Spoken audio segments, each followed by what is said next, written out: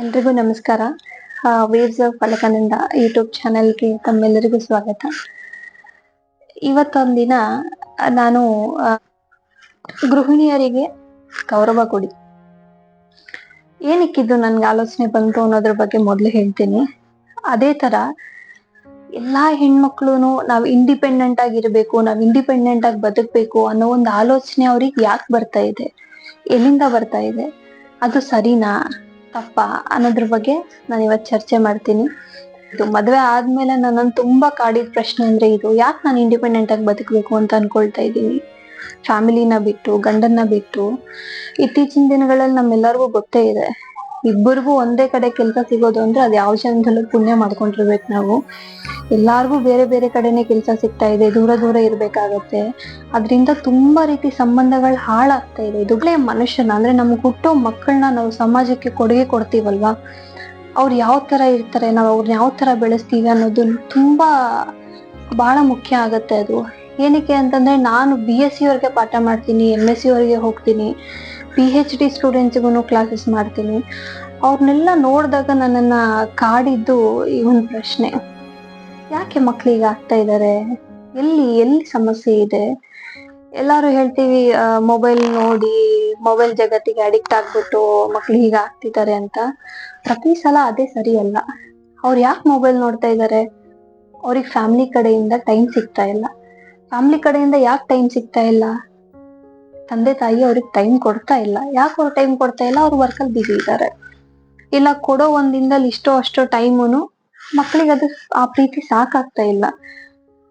ಈ ತರ ಒಂದು ಆಲೋಚನೆ ಮಾಡಿ ನಾನು ಇಷ್ಟು ಮಾತಾಡ್ತಾ ಇದ್ದೀನಿ, ನಾನೇ ವರ್ಕಿಂಗ್ ಅಲ್ಲಿ ಇದ್ದೀನಿ, ನಾನ್ ಹೇಗ್ ನನ್ ಮಕ್ಕಳನ್ನ ಬೆಳೆಸ್ಬೇಕು, ಅಥವಾ ನಾನೀಗ ಏನಕ್ಕೆ ಯೋಚನೆ ಮಾಡ್ತಾ ಇದ್ದೀನಿ, ನಾನು ಇಂಡಿಪೆಂಡೆಂಟ್ ಆಗಿರ್ಬೇಕು, ನಾನ್ ಯಾಕೆ ಮನೇಲಿ ಹೋಗಿ ಕೆಲಸ ಮಾಡ್ಕೊಂಡಿರ್ಬಾರ್ದು ಅಂತ ಆಲೋಚನೆ ಮಾಡಿದಾಗ, ಹಿಂದೆ ಜನರೇಷನ್ಸ್ಗೆಲ್ಲ ಪಾಸ್ಟ್ ಜನರೇಷನ್ಗೆ ಹೋದೆ, ಹೇಗಿತ್ತು ಇವಾಗ ಹೆಂಗಾಗಿದೆ, ಅದೆಲ್ಲ ಮಾಡಿದಾಗ ನನಗೆ ತುಂಬಾ ಅದ್ಭುತವಾದ ಒಂದು ಉತ್ತರ ಸಿಕ್ತು. ಅದೇ ಮೇ ಬಿ ನಿಜ ಅನ್ಸುತ್ತೆ. ಇಲ್ಲಿ ತಪ್ಪು ಯಾರ್ದು ಅಂತ ನೀವೇ ಹೇಳಿ. ಎಲ್ಲಾರು ಏನೇನ್ ಮಾಡೋದ್ರು ಅಂತ ನಾನ್ ನಿಮ್ಗೆ ಹೇಳ್ತೀನಿ, ತಪ್ಪು ಯಾರ್ದು ಅಂತ ನೀವೇ ಹೇಳಿ. ಬೇರೆ ಯಾರ್ದೋ ಎಕ್ಸಾಂಪಲ್ ತಗೊಂಡ್ ಹೇಳೋದ್ ಬೇಡ, ನಮ್ ಮನೆಯದೇ ಎಕ್ಸಾಂಪಲ್ ತಗೊಂಡ್, ಅಂದ್ರೆ ಈಗ ನಮ್ ತಾಯಿಯವರ ತಾಯಿ ಅಂದ್ರೆ ನಮ್ಮ ಅಜ್ಜಿಯವರ ಜನರೇಷನ್ ಅಂದ್ರೆ ಒಂದು 70 ವರ್ಷ 80 ವರ್ಷ ಈಗಿನ ಇರೋವಂಥವ್ರು. ಅವ್ರು ಹೇಗಿದ್ರು ಅಂದ್ರೆ, ಗಂಡ ಗೆರೆಗಿಚ್ಚಿದ್ರೆ ದಾಟ್ತಿರ್ಲಿಲ್ಲ, ಗಂಡ ಹೆಂಗ್ ಹೇಳ್ತಾರೋ ಹಂಗೆ ಕೇಳ್ತಿದ್ರು. ಆ ಗಂಡಂದ್ರೆ ಹೆಂಗಿದ್ರು, ಅವರು ಅದೇ ತರ ನಡ್ಕೊಳ್ತಾ ಇದ್ರು. ಏನೇ ಒಂದು ವಿಚಾರ ಬಂದ್ರು ಹೆಂಡತಿ ಹತ್ರ ಶೇರ್ ಮಾಡ್ಕೊಳ್ಳೋದು, ಹೆಂಡತಿಗೆ ಗೌರವ ಕೊಡೋದು, ಆ ಮನೇಲಿ ಹೆಂಡತಿಗೆ ಒಂದು ಮಾನ್ಯತೆ ಇರ್ತಿತ್ತು. ಹಂಗಾಗಿ ಅವ್ರ ಮಧ್ಯೆ ಏನು ಪ್ರಾಬ್ಲಮ್ ಆಗಿರ್ಲಿಲ್ಲ. ನಮ್ಮ ಅಜ್ಜಿ ತಾತ ಅವ್ರ ವಯಸ್ಸವ್ರನ್ನ ನೋಡಿ ಅವ್ರು ತುಂಬಾನೇ ಚೆನ್ನಾಗಿದ್ರು. ನನ್ ಸ್ವಂತ ಅಜ್ಜಿ ತಾತ ನನ್ ಸುತ್ತಮುತ್ತನೂ ನೋಡಿದೀನಿ. ಆ ವಯಸ್ಸಲ್ಲಿ ಇರೋರು ಗಂಡನ ಬಿಟ್ಟು ಹೆಂಡತಿ ಇರಲ್ಲ, ಹೆಂಡತಿನ ಬಿಟ್ಟು ಗಂಡ ಇರಲ್ಲ, ಒಬ್ಬರ ಮಾತು ಒಬ್ಬರನ್ನ ಬಿಟ್ಕೊಡಲ್ಲ. ಹಾಗಿದ್ದಾಗ ಅವ್ರು ತುಂಬಾ ಚೆನ್ನಾಗಿತ್ತು. ಸೊ ಅವ್ರ ಮಕ್ಕಳನ್ನ ಯಾವ ತರ ಬೆಳ್ಸಿದ್ರು ಅದೇ ರೀತಿನೇ ಬೆಳ್ಸಿದ್ರು. ಮನೇಲೆ ಇದ್ದು ಅವ್ರಿಗೆ ಟೈಮ್ ಕೊಟ್ಟು ಅದೇ ತರ ಬೆಳ್ಸಿದ್ರು. ಅಲ್ಲಿ ಏನಾಯ್ತು, ಈಗ ಕರೆಂಟ್ 50ರಿಂದ 60 ವರ್ಷ ಸುಮಾರು ನಮ್ಮ ತಂದೆ ತಾಯಿ ಏನಿದ್ದಾರೆ, ಅವರು ಕೆಲವೊಬ್ರು ಮನೇಲೆ ಕೆಲವೊಬ್ರು ಹಸ್ಬೆಂಡ್ಸ್ ವ್ಯವಸಾಯ ಮಾಡೋರೇ ಇರ್ತಾರೆ, ಅಂತವ್ರಿಗೆ ಮಾಡ್ಕೊಂಡ್ರು. ಇನ್ ಕೆಲವರು ಈ ಕೆಲ್ಸ ಮಾಡೋರ್ನ, ಹೊರಗಡೆ ಕೆಲ್ಸ ಮಾಡೋರು. ಕೆಲವ್ರಿಗೆ ಏನಾಯ್ತು ಅಂತಂದ್ರೆ, ಗಂಡ ದುಡಿಯಕ್ ಹೋಗ್ತಾರೆ, ಹೆಂಡತಿ ಮನೇಲಿ ಇರ್ತಾಳೆ. ಆವಾಗ ಗಂಡ ಕರೆಕ್ಟ್ ಆಗಿ ಹೆಂಡತಿನ ಟ್ರೀಟ್ ಮಾಡ್ಲಿಲ್ಲ ಅಂತ ಅನ್ಸುತ್ತೆ. ಸೊ ಏನಾದ್ರೂ 1 ರೂಪಾಯಿ ಕೇಳಿದ್ರು, ಏನಕ್ಕೆ ಖರ್ಚಿಗೆ ದುಡ್ಡು ಕೇಳಿದ್ರು, ಹಿಂಗೇನ್ ಮಾಡಕ್ ಕೆಲ್ಸ ಇಲ್ಲ, ಮನೇಲಿ ಕೂತಿರ್ತೀಯ, ಹೊರಗಡೆ ಹೋಗಿ ದುಡ್ಕೊಂಡ್ಬರ್ರು, ನನಗ್ ಗೊತ್ತಾಗುತ್ತೆ ಎಷ್ಟ್ ಕಷ್ಟ ಅಂತ. ಈ ತರ ಒಂದು ಚುಚ್ಚಿ ಮಾತುಗಳನ್ನ ಆಡೋದ್ರಿಂದ ಆ ಹೆಣ್ಣಿಗೆ ತುಂಬಾ ಮನ್ಸಿಗೆ ಬೇಜಾರಾಯ್ತು ಅನ್ಸುತ್ತೆ. ಅಲ್ಲಿಂದ ಸ್ಟಾರ್ಟ್ ಆಯ್ತು ಪ್ರಾಬ್ಲಮ್. ಅಂದ್ರೆ ಹೆಣ್ಣಿಗೆ ಇಂಡಿಪೆಂಡೆಂಟ್ ಆಗಿರಬೇಕು ಅನ್ನೋ ಒಂದು ಆಲೋಚನೆ ಯಾಕೆ ಬಂತು ಅನ್ನೋ ಆ ಕಾನ್ಸೆಪ್ಟ್ ಅಲ್ಲಿಂದ ಸ್ಟಾರ್ಟ್ ಆಯ್ತು. ನಮ್ ತಾಯಂದ್ರು ಯಾವಾಗ ಆತರ ಶೋಷಣೆಗೆ ಒಳಗಾಗಕ್ ಸ್ಟಾರ್ಟ್ ಆದ್ರು, ಇಲ್ಲ ಅವರಿಗೆ ಸಿಗ್ಬೇಕಾಗಿರೋ ಗೌರವ ಅವ್ರಿಗೆ ಸಿಗ್ಲಿಲ್ವೋ ಆ ಸಮಾಜದಲ್ಲಿ, ಇಲ್ಲ ಅವರ ಸ್ವಂತ ಕುಟುಂಬದಲ್ಲೇ ಸಿಗ್ಲಿಲ್ಲ ಅಂದಾಗ ಅವ್ರಿಗನ್ನಿಸ್ತು, ನಾನ್ ಇವತ್ತು ಇಷ್ಟು ಕಷ್ಟ ಪಡ್ತಾ ಇದ್ದೀನಿ, ಫ್ಯೂಚರ್ ಅಲ್ಲಿ ನನ್ ಮಕ್ಳು ಇಷ್ಟು ಕಷ್ಟ ಪಡಬಾರ್ದು ಅವರು ಅದು ಹೆಣ್ಮಕ್ಳಾಗಿರ್ಲಿ ಗಂಡ್ ಮಕ್ಳಾಗಿರ್ಲಿ ಅವ್ರನ್ನ ಅದ್ರಲ್ಲೂ ಹೆಣ್ಮಕ್ಳ ಬಗ್ಗೆ ಪ್ರತ್ಯೇಕವಾದ ಒಂದು ಕಾಳಜಿ ಅನ್ನೋದು ಬಂದ್ಬಿಡ್ತು.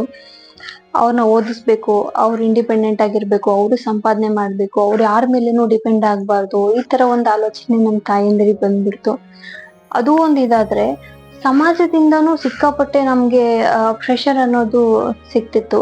ಏನಕ್ಕೆ ಅಂತಂದ್ರೆ ನಾವ್ ಚಿಕ್ಕವರಿದ್ದಾಗ ಜನ ದುಡ್ಡು ಇರೋರ್ನ ಒಂಥರ ನೋಡೋದು, ದುಡ್ಡು ಇಲ್ದೇ ಇರೋರ್ನ ಒಂಥರ ನೋಡೋದು, ಈ ತರ ಒಂದು ವಾತಾವರಣ ಏರ್ಪಾಟಾಗ್ಬಿಡ್ತು. ಅದನ್ನೆಲ್ಲ ನೋಡಿದಾಗ ನನ್ಗೆ ಆ ಒಂದ್ ಚಿಕ್ಕ ವಯಸ್ಸಲ್ಲೇ ನನ್ಗೆ ಅನ್ನಿಸ್ತಿತ್ತು, ಸೊ ಇವರೆಲ್ಲ ಒಂದಿನ ನನ್ ಬಗ್ಗೆ ಮಾತಾಡೋಂಗ್ ಆಗ್ಬೇಕು, ನಾನು ಅಷ್ಟ್ ಚೆನ್ನಾಗ್ ಓದ್ಬೇಕು, ಒಂದು ಒಳ್ಳೆ ಕೆಲ್ಸ ತಗೋಬೇಕು, ಇವ್ರೆಲ್ಲಾರ್ದು ಬಾಯಿ ಮುಚ್ಚಿಸ್ಬೇಕು. ಇವತ್ ನಮ್ಮನ್ ಯಾರ್ ಕೀಳಾಗ್ ನೋಡ್ತಿದಾರೆ ಅವ್ರೇ ನಮ್ಮನ್ನ ಚೆನ್ನಾಗ್ ನೋಡ್ಬೇಕು. ಈ ತರ ಒಂದ್ ಆಲೋಚನೆ ನಂಗೆ ಚಿಕ್ಕವಳಿದ್ದಾಗಿಂದಾನೇ ಬಂದ್ಬಿಡ್ತು. ಸೊ ಹಂಗಾಗಿ ಓದಿದ್ವಿ, ಒಳ್ಳೆ ಕೆಲ್ಸ ತಗೊಂಡ್ವಿ, ಸಂತೋಷ, ಫ್ಯಾಮಿಲಿನೂ ಚೆನ್ನಾಗ್ ನೋಡ್ಕೊಂಡ್ವಿ. ಈಗ ಊರಲ್ಲಿ ಯಾರ್ ನಮಗ್ ಅವತ್ ಬೆಲೆ ಕೊಡ್ಲಿಲ್ಲ ಅವರೇ ನಮ್ಗೂ ಬೆಲೆ ಕೊಡ್ತಾರೆ. ನಮ್ಮಿಂದ ನಮ್ ತಂದೆ ತಾಯಿ ತಲೆ ಎತ್ಕೊಂಡು ಓಡಾಡ್ತಿದ್ದಾರೆ, ಅದು ನಮ್ಗೆ ಇನ್ನೂ ತುಂಬಾನೇ ಖುಷಿ ಕೊಡುತ್ತೆ. ಎಲ್ಲಾನು ಚೆನ್ನಾಗಿದೆ. ಆದ್ರೆ ನಮ್ದು ವೈಯಕ್ತಿಕ ಜೀವನ ಅಂತ ಒಂದು ಬಂದಾಗ ತುಂಬಾನೇ ಕಳ್ಕೊಂಡ್ಬಿಟ್ವಿ ಅಂತ ಅನ್ಸುತ್ತೆ.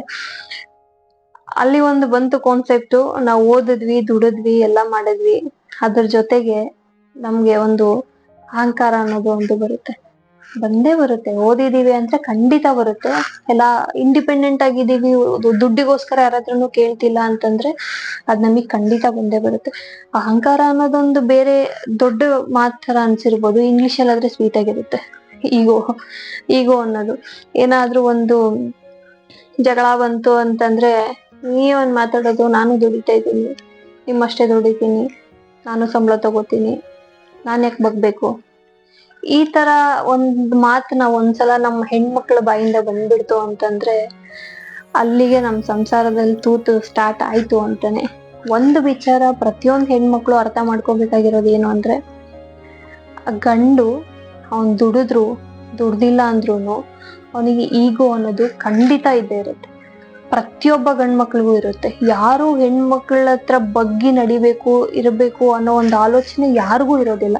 ಯಾಕಂದ್ರೆ ಅದು ಪ್ರಕೃತಿ ನಿಯಮನೇ ಹಾಗೆ. ಗಂಡ್ಮಕ್ಳ ಹಾಗೆ ಇರಬೇಕು, ನಾವೇ ತಗ್ಗಿ ಬಗ್ಗಿ ನಡಿಬೇಕು. ಅದಕ್ಕೆ ನಮ್ಮನ್ನ ಭೂಮಿ ತಾಯಿಗೆ ಹೋಲಿಸ್ತಾರೆ. ಇಲ್ಲಾಂದ್ರೆ ಏನಕ್ಕೆ ಹೋಲಿಸ್ತಾರೆ? ಇಲ್ಲ ಗಂಡನಿಗೆ ಹೆದ್ರು ಮಾತಾಡ್ತೀವಿ, ಅವ್ರು ಹೇಳ್ದಂಗ್ ನಾವ್ ಕೇಳಲ್ಲ, ನಮಗ್ ಪೇಶನ್ಸೇ ಇಲ್ಲ ಅಂತಂದ್ಮೇಲೆ ನಮ್ಮನ್ನ ಯಾಕೆ ಭೂಮಿ ತಾಯಿಗೆ ಹೋಲಿಸ್ಬೇಕು? ಸೊ ನಮ್ಮನ್ ಭೂಮಿ ತಾಯಿಗೆ ಹೋಲಿಸ್ತಿದಾರೆ ಅಂದ್ರೆ ಆ ಗುಣ ಇದೆ, ಆ ಗುಣನ ನಾವು ಉಳಿಸ್ಕೊಬೇಕು. ಪ್ರತಿ ಸಲ ಈಗ ನಾನು ಓದಿದೀನಿ, ನಾವೇ ಕೇಳ್ಬೇಕು, ಅವ್ರು ಹೇಳ್ದಂಗ್ ಕೇಳ್ಕೊಂಡಿರ್ಬೇಕು ಅಂತ ಪ್ರಕೃತಿ ವಿರುದ್ಧ ನಾವ್ ಯಾವಾಗ ಹೋಗಕ್ ಸ್ಟಾರ್ಟ್ ಮಾಡಿದ್ವಲ್ಲ, ಅಲ್ಲಿಗೆ ನಮ್ ಸಂಸಾರಗಳು ಹಾಳಾಯ್ತು. ಅಲ್ಲಿಗೇನೆ ಗಂಡ ಹೆಂಡತಿ ಮಧ್ಯೆ ಬಿರುಕು ಸ್ಟಾರ್ಟ್ ಆಗತ್ತೆ. ಅದ್ರ ಎಫೆಕ್ಟ್ ಆ ಮಕ್ಕಳ ಮೇಲೆ ಬೀಳ್ತಿರುತ್ತೆ. ನಾನ್ ಕಾಲೇಜಲ್ಲಿ ಪಾಠ ಮಾಡ್ಬೇಕಾದ್ರೆ ಕೆಲವೊಬ್ಬರನ್ನ ದಿನ ನೋಡ್ತಿರ್ತೀವಲ್ಲ, ಪಾಠ ಮಾಡ್ಬೇಕಾದ್ರೆ ಅವ್ರಿಗೆ ಹೆಂಗಿರ್ತಾರೆ ಆಕ್ಟಿವಿಟೀಸು, ಅಲ್ಲಿ ನಿಂತ್ಕೊಂಡಿರೋ ಟೀಚರ್ಗೆ ಆರಾಮಾಗಿ ಗೊತ್ತಾಗುತ್ತೆ. ನನ್ ಕೆಲವೊಂದ್ಸಲ ಕೆಲವೊಬ್ರು ಡಲ್ ಆಗಿರ್ತಾರೆ, ಅರ್ಥ ಆಗತ್ ನನಗೆ. ಕ್ಲಾಸ್ ಆದ್ಮೇಲೆ ಅವ್ರನ್ನ ಸಪರೇಟ್ ಆಗಿ ಕರೆದು ಬಿಟ್ಟು ಕೇಳ್ತೀನಿ, ಯಾಕೆ ಇವಾಗ ಡಲ್ ಆಗಿದ್ದೆ, ಏನಾಯ್ತು ಅಂತ. ಅವ್ರು ಒಂದೇ ಮಾತು ಹೇಳೋದು, ಮ್ಯಾಮ್ ಫ್ಯಾಮಿಲಿ ಪ್ರೆಷರ್. ಅದನ್ನೆಲ್ಲ ಕೇಳ್ದಾಗೆ ನನ್ಗೆ ಅನಿಸ್ತು, ತಂದೆ ತಾಯಿ ನೀವೇನ್ ಅನ್ಕೊಳ್ತಾ ಇದ್ದೀರಾ, ನಾವ್ ಇಂಡಿಪೆಂಡೆಂಟ್ ಆಗಿತ್ತು, ನಾವು ಚೆನ್ನಾಗಿ ನಮ್ಮ ಮಕ್ಕಳನ್ನ ಚೆನ್ನಾಗಿ ನೋಡ್ಕೊಂತಾ ಇದೀವಿ, ಅದೇ ದುಡ್ಡು ಕೊಟ್ಟಿದ ತಕ್ಷಣ ಚೆನ್ನಾಗಿ ನೋಡ್ಕೊಂತಿದೀವಿ ಅನ್ನೋದು ಖಂಡಿತ ಸುಳ್ಳು. ಅವ್ರಿಗೆ ಬೇಕಾಗಿರೋದು ಪ್ರೀತಿ, ವಿಶ್ವಾಸ, ಸಮಯ. ಅದನ್ನ ನಮ್ ಕೈಲಿ ಕೊಡಕ್ ಆಗಲ್ಲ. ನಾವ್ ಇಂಡಿಪೆಂಡೆಂಟ್ ಆಗಿದ್ರೆ ಮಾತಾಡಕ್ ತುಂಬಾನೇ ಈಸಿ ಬಿಡ್ತು. ಕೆಲವೊಂದು ಸಿಚುಯೇಷನ್ಸ್ ಇರುತ್ತೆ. ಸೊ ಏನೋ ನಮ್ಮ ಹಣೆ ಬರ ಸರಿ ಇಲ್ದೆ, ಗಂಡ ಇಲ್ದೆ ಇರ್ಬೋದು, ಅವಾಗ ನಾವು ದುಡಿಲೇಬೇಕು. ಆತರ ತುಂಬಾ ಎಕ್ಸೆಪ್ಷನಲ್ಲು. ಇಲ್ಲ ಕೆಲವ್ರು ಹೇಳ್ತಾರೆ, ಏನಾದ್ರು ನನ್ ಗಂಡ ಏನಾದ್ರು ಹಾಕ್ಬಿಟ್ರು, ಅವ್ರು ದುಡಿತಾ ಇದಾರೆ, ನಾನ್ ಮನೇಲಿ ಇದ್ದೀನಿ, ಅವಾಗ ನನ್ ಜೀವನ ನಾನು ಹೆಂಗ್ ಸಂಸಾರ ನಡೆಸ್ಬೇಕು ಅಂತ. 100 ಜನ ವ್ಯಕ್ತಿ ಇದೆ, 100 ಜನಕ್ಕೂ ಹಂಗ ಆಗಲ್ಲ ಅಲ್ವಾ? ನಾವ್ ಯಾಕೆ ಆತರ ನೆಗೆಟಿವ್ ಆಗಿ ಯೋಚನೆ ಮಾಡ್ಬೇಕು? ಪಾಸಿಟಿವ್ ಆಗಿ ಯೋಚನೆ ಮಾಡೋಣ. ನಾವು 100 ವರ್ಷ ಬದುಕ್ತೀವಿ ಅಂತ ಅನ್ಕೊಳೋಣ. ನಮ್ ಮೇಲೆ ನಮ್ಗೆ ವಿಶ್ವಾಸ ಇಲ್ಲ ಅಂತಂದ್ರೆ ಹಿಂಗೆ. ನಮ್ ಮೇಲೆ ನಮ್ ವಿಶ್ವಾಸ ಇದೆ ಅಂತಂದ್ರೆ ದೇವ್ರು ನಮ್ಮ ಆಯುಷ್ಯ ಜಾಸ್ತಿ ಮಾಡ್ಬೋದು, ಅದನ್ನ ಹೇಳಕ್ ಆಗಲ್ಲ. ಸೊ ಆತರ ನೆಗೆಟಿವ್ ಆಗಿ ಯಾವತ್ತೂ ಥಿಂಕ್ ಮಾಡಕ್ ಹೋಗ್ಬಾರ್ದು. ಸೊ ಹಾಗಿದ್ದಾಗ ನಾವು ಸಪ್ರೇಟ್ ಆಗಿದ್ದು, ಎಲ್ಲೋ ಮಕ್ಳೆಲ್ಲೋ ತಾಯಿ ಬೇರೆ ಕಡೆನೋ ಇಲ್ಲ ತಂದೆ ಬೇರೆ ಕಡೆನೋ ಇದ್ದು ಆತರ ಇಂಡಿಪೆಂಡೆನ್ಸ್ ಯಾಕೆ ಬೇಕು ನಮ್ಗೆ ಅಲ್ವಾ?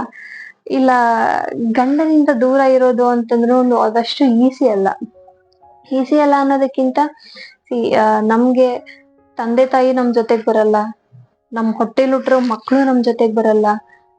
ಒಂದ್ಸಲ ಮದ್ವೆ ಆದ್ವಿ ಅಂತಂದ್ರೆ ನಾವ್ ಸಾಯೋವರೆಗೂ ನಮ್ ಜೊತೆಗಿರೋದು ನಮ್ ಗಂಡಂಗೆ ಹೆಂಡತಿ, ಹೆಂಡತಿಗೆ ಗಂಡ. ಈ ಒಂದು ಮಂತ್ರ ನಾವ್ ಅರ್ಥ ಮಾಡ್ಕೊಬೇಕು. ಅದನ್ನ ಅರ್ಥ ಮಾಡ್ಕೊಂಡ್ರೇನೆ ನಮ್ ಜೀವನಗಳು ಚೆನ್ನಾಗಿರುತ್ತೆ. ಸೊ ಏನಕ್ಕೆ ಈ ಮಾತು ಹೇಳ್ತೇನೆ, ತುಂಬಾ ಜನ ಈಗ ನಮ್ಮೂರಲ್ಲೇ ಕೆಲವೊಂದಷ್ಟು ಜನ ನೋಡಿದೀನಿ, ಎಷ್ಟ್ ಚೆನ್ನಾಗ್ ಮಖದ ಮೇಲೆ ಅಂತಾರೆ ಗೊತ್ತಾ? ಅವ್ರೇನಾದ್ರೂ ಒಂದ್ ಮಾತು ಹೇಳ್ದಾಗ ನೀನ್ ಸುಮ್ನೆ ಇರು, ಮನೇಲಿ ಅದು ಕೂತಿರ್ತೀಯ ಅನ್ನೋದು ಒಂದ್ ಒಳ್ಳೆ ವರ್ಡೆ. ಮನೇಲಿ ಬಿದ್ದಿರ್ತೀಯ ನಿಂಗೇನ್ ಗೊತ್ತಾಗುತ್ತೆ, ಹೊರಗಡೆ ಬಂದ್ ನೋಡು ಗೊತ್ತಾಗುತ್ತೆ ಅಂತ.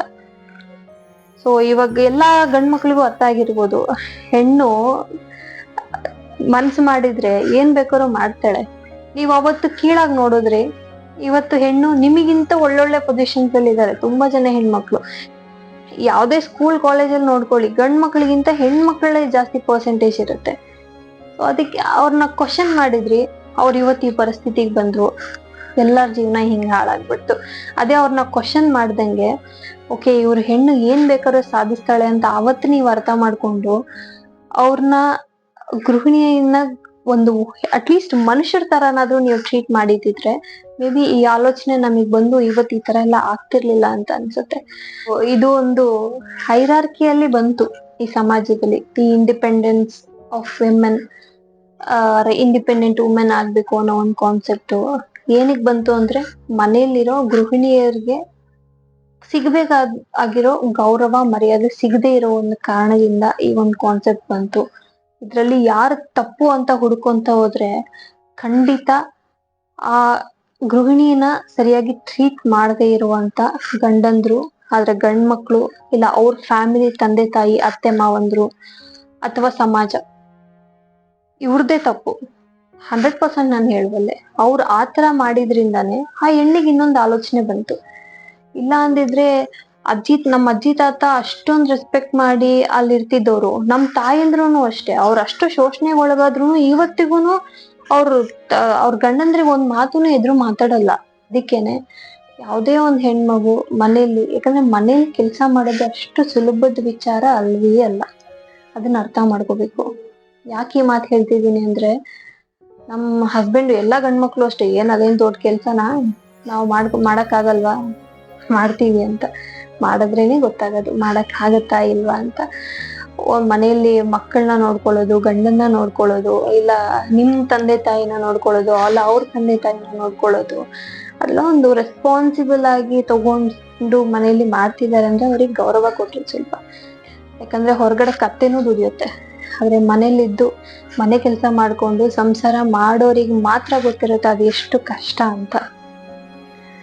ಅವ್ರು ನಿಮಗಿಂತೂ ಜಾಸ್ತಿನೇ ದುಡಿತಿದ್ರು, ಎಲ್ಲಾರು ದುಡಿತಾರೆ. ಇವಾಗ ನಿಮಗೆ ಸರಿ ಸಮಾನವಾಗಿ ನಿಮಗಿಂತೂ ಜಾಸ್ತಿನೇ ಹೆಣ್ಮಕ್ಳು ದುಡಿತಾ ಇದಾರೆ.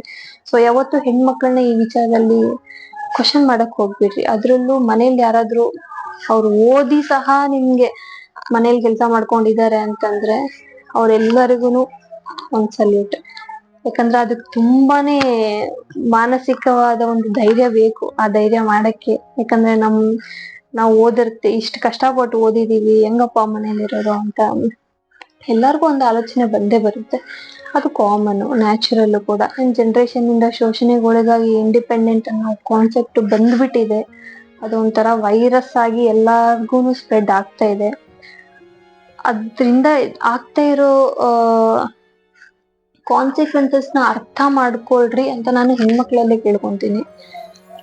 ಅದೇ ರೀತಿ ಅತಿ ಜಾಸ್ತಿ ಗಂಡ್ಮಕ್ಳಲ್ಲೂ ಕೇಳ್ಕೊಂತೀನಿ. ನೀವ್ ಅರ್ಥ ಮಾಡ್ಕೊಂಡು ನೀವು ಆ ಒಂದು ಕಂಫರ್ಟ್ ಝೋನ್ ನ, ಯಾಕಂದ್ರೆ ₹1 ಹೆಣ್ಮಗು ಕೇಳಕ್ಕಿಂತ ಮುಂಚೆ ನೀವೇ ಕೊಟ್ಬಿಟ್ರೆ ಅವಾಗ ಅವ್ರು ಆರಾಮಾಗಿರ್ತಾರೆ ಮನೆಯಲ್ಲಿ, ಆ ಸಂಸಾರನೂ ಚೆನ್ನಾಗಿರುತ್ತೆ.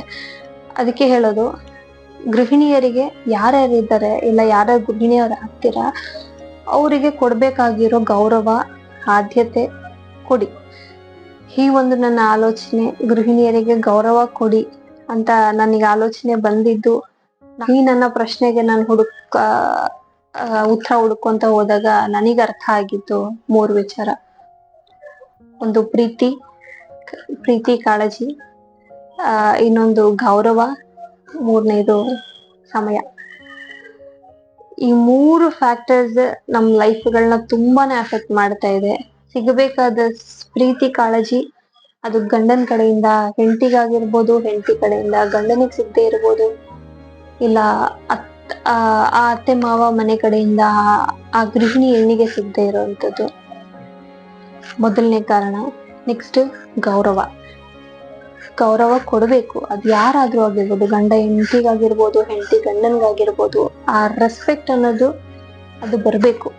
ಅಂಡ್ 3ನೇದು ಸಮಯ. ನಾವು ಸಮಯ ಕೊಟ್ರೆ ಎಲ್ಲಾನು ಚೆನ್ನಾಗಿರುತ್ತೆ. ನಮ್ಮ ಹತ್ರ ಇರೋದು ಅದೊಂದೇ ಆಯುಧ, ಸಮಯ. ಎಲ್ಲಿ ಎಷ್ಟು ಒಂಥರ ಇನ್ವೆಸ್ಟ್ಮೆಂಟ್ ಮಾಡ್ದಂಗೆ ಇದು, ಎಲ್ಲಿ ಎಷ್ಟು ಇನ್ವೆಸ್ಟ್ ಮಾಡ್ತಾ ಇರ್ತೀವೋ ಅಷ್ಟು ಅದ್ರ ಪ್ರತಿಫಲ ನಮಗೆ ಸಿಗ್ತಾ ಇರುತ್ತೆ. ಇದು ನಾನು ಕಂಡುಕೊಂಡ ಉತ್ತರ. ಅಂದ್ರೆ ನೀವು ಆಲೋಚನೆ ಮಾಡಿ. ನಾನು ವೈಯಕ್ತಿಕವಾಗಿ ನನ್ನನ್ನು ನಾನು ಪ್ರಶ್ನೆ ಮಾಡ್ಕೊಂಡಾಗ ನನಗೆ ಸಿಕ್ಕ ಉತ್ತರ ನಿಮ್ಮೆಲ್ಲರಿಗೂ ಇಷ್ಟ ಆಗಿದೆ ಅಂತ ಅನ್ಕೊಳ್ತೀನಿ. ಧನ್ಯವಾದಗಳು.